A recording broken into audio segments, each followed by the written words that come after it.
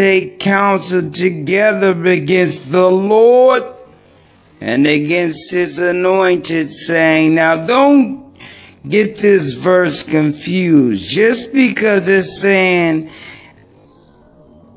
the kings of the earth set themselves and the rulers take counsel together against the Lord and against his anointed, don't get it confused, because the one that is speaking is the Father. And he's saying against the Lord as if it's not himself. But that's how